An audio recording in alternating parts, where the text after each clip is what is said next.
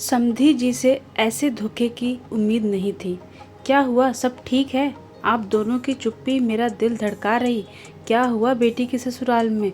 कुछ बोलोगे भी या बाप बेटा ऐसे बुत बने खड़े रहोगे? सुनीता जी अपने पति मदन लाल जी और बेटे विनय से सवाल कर रही। धोखा हो गया, भाग्यवान फक्कड़ हैं बिटिया के ससुराल वाले। जो पैसा शानो शौकत देख हमने रिश्ता तय किया था, सब दिखावा था। उनका अंग कर्जे में डूबा हुआ है। मदन लाल जी गर्दन झुकाए बोल रहे। विनय, ये तो बूढ़े हो गए हैं। तूने तो सब आंखों से देखा था। गले में 100-100 की गड्डियां देखकर आया था। मुझे तुझसे ऐसी उम्मीद नहीं थी। एक मिट्टी का मटका लेने में आदमी सब तरफ से बजा कर देखता है, कहीं कोई छेद तो नहीं। तो बेटी को ब्याहने में ऐसी लापरवाही कैसे आए? माँ, सब माया जाल था। सारी समझदारी पर पत्थर पड़ गए थे। ये तो शुक्र करो, बेटी को जो दिया सोना सब हमने बनाया, तो उसके पास आज अपनी प्रॉपर्टी तो है। कल आत्मनिर्भर होने में वो सोना उसे काम आएगा। विनय ने उम्मीद देते हुए कहा। सुनीता, विनय, मदन लाल की झुकी गर्दनें और गंभीर मुद्रा में बैठे देख बहू कमला को अपना समय याद आया। वो अतीत के पन्नों में खो गई। क्या हुआ, मोहन जी ने आपको पैसा लौटाया या आज भी सिर्फ आश्वासन लेकर आ गए? मीना नाराज होते हुए, बुरा वक्त चल रहा मेरे दोस्त का। आज सब चारों तरफ से कर्जदार उसको नोच रहे। ऐसे में उसे सहारा न देकर अपने पैसों की बात कैसे शुरू करूं? सोहन ने दुखी स्वर में कहा। मैं कुछ नहीं जानती। मुझे कमला की शादी के लिए पैसों की ज़रूरत है। आप कैसे भी करके दहेज के लिए धनराशि जमा करो। मेरे दोस्त का बिजनेस में घाटा लग गया है। वो तो किसी के साथ भी हो सकता है। मेरा दिया पैसा लौटाने को उसके पास एक कौड़ी नहीं।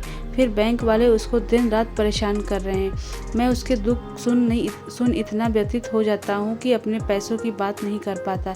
इतना अच्छा वक्त गुजारा हमने साथ में। मैं रिटायरमेंट का पैसा एडवांस ले लूँगा। पीछे 2 बेटे हैं, उनके बड़े होने तक ऑफिस के साथ ओवर टाइम कर लूँगा। लेकिन विपरीत परिस्थितियों में दोस्त को परेशान नहीं करूँगा। कल उसने आत्महत्या कर ली तो भाभी और उसके छोटे छोटे बच्चों का क्या होगा? सुनो, या तो तुम समाज सेवा कर लो या बेटी के रिश्ते से हाथ धो लो। समधी जी से ऐसे धोखे की उम्मीद नहीं थी। सगाई तक कहा हमें कुछ नहीं चाहिए, एक साड़ी में बहू ले जाएंगे। और अब शादी के 1 महीने पहले सब सदस्यों को सोने की अंगूठी की मांग। कहाँ तक सही है? सोचा होगा कार्ड छप गए, रिश्तेदारों को फ़ोन हो गए। अब रिश्ता तोड़ा तो लड़की की बदनामी होगी। सो लड़की वालों की बेबसी का फ़ायदा उठाया जाए।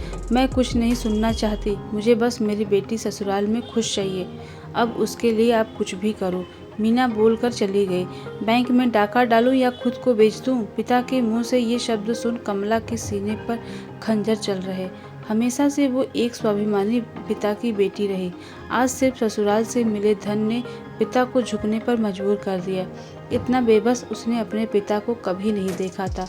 मोहन जी चुपचाप एक छोटा सा प्लॉट दोस्त की बेटी कमला के नाम कर शहर छोड़ रातों रात कहीं चले गए। जिससे मीना बहुत खुश थी। वहीं सोमा को दोस्त के लिए काफ़ी बुरा लग रहा था। कमला के ससुराल वालों की डिमांड पूरी हो गई और कमला और विनय का विवाह अच्छे से संपन्न हो गया। कमला के ससुराल में अच्छी कट रही थी, सो वो पुराने जख्म भी भूल गई थी। लेकिन ननद के ससुराल वालों से धोखा मिलने के बाद आज अपने ससुराल वालों की ऐसी हालत देख उसे सब कुछ याद आ गया कि कभी उसके माता पिता के साथ सब कुछ हुआ था। उसके जख्म आज फिर हरे हो गए। रसोई से चूरमा की खुशबू आने पर सुनीता को बहुत गुस्सा आया। वो रसोई में आकर कमला पर चिल्लाई। क्यों री बहू, तेरी ऐसी कौन सी मन्नत पूरी हो गई जो घी में आटा भून रही, हलवा बना रही? मम्मी जी, मैं तो सत्यनारायण की कथा करने जा रही थी। ये तो हर बार बनाया जाने वाला प्रसाद ही है। घर में ऐसा दुख छाया है और तुझे पूजा पाठ की पड़ी है। ऐसे नहीं 2 घड़ी सास ससुर के पास बैठ उन्हें दिलासा दे। मम्मी जी, कुछ साल पहले मेरे माता पिता पर भी यही विपदा आई हुई थी। वो भी किसी धोखे का शिकार हुए थे, तभी मैंने प्रभु को याद किया था।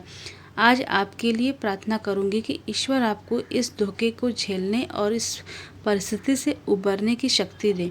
कमला ने साधारण सी बात कही, लेकिन आज सुनीता और मदन लाल जी को वो शब्द खंजर की तरह चुभ रहे। धन्यवाद दोस्तों। जो रिश्ते प्यार और अपनेपन की नींव पर टिके होते हैं उनकी उम्र लंबी होती है, और जो धोखे और फरेब से बनाए जाते हैं वो कभी भी टूट सकते हैं। किसी की बेबसी का फ़ायदा उठाना या धोखा देने के बाद हमेशा हमें अपनी बारी का इंतज़ार करना चाहिए।